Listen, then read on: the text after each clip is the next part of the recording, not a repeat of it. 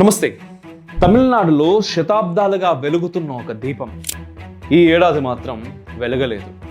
కారణం ప్రభుత్వం.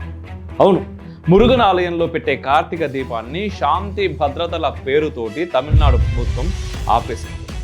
తిరుప్పారన్ కుండ్రం సుబ్రహ్మణ్య స్వామి ఆలయంలో అనాదిగా ఎప్పటి నుంచో రాతి స్తంభం మీద నెయ్యి దీపాన్ని వెలిగిస్తూ ఉంటారు. అంతెత్తులో వెలిగే ఈ దీపం కోసం మురుగన్ భక్తులు ఎదురు చూస్తూ ఉంటారు.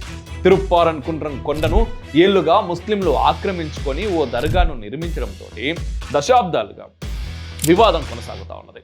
సుబ్రహ్మణ్య స్వామి ఆలయంగా సికిందర్ బాద్షా దర్గాగా మారిపోయింది. 160 కిలోల నెయ్యి, 5 కిలోల కర్పూరం, 100 మీటర్ల వస్త్రంతో తయారైన భక్తి. ఈ దీపం కేవలం అగ్నికణం మాత్రమే కాదు, తమిళనాడు మురుగన్ సంస్కృతి యొక్క జీవదీపం.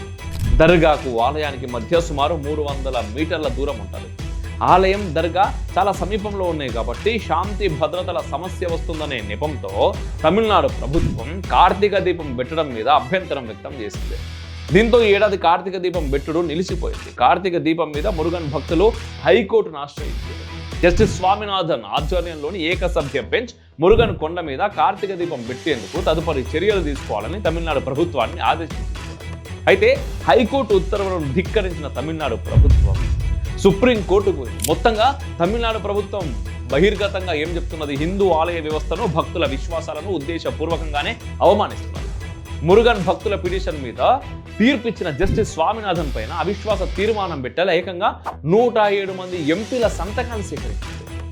భారతీయ న్యాయ వ్యవస్థను ధిక్కరిస్తున్న తమిళనాడు ప్రభుత్వం రాబోయే రోజుల్లో పూర్తి స్థాయి తిరస్కరణను అమలు చేసినా కూడా ఆశ్చర్యం లేదు. ఎక్కడికి పోతున్నాం మనం? ఏం చెప్తాం దీని నుంచి? జై హింద్, మేరా భారత్ మహాన్.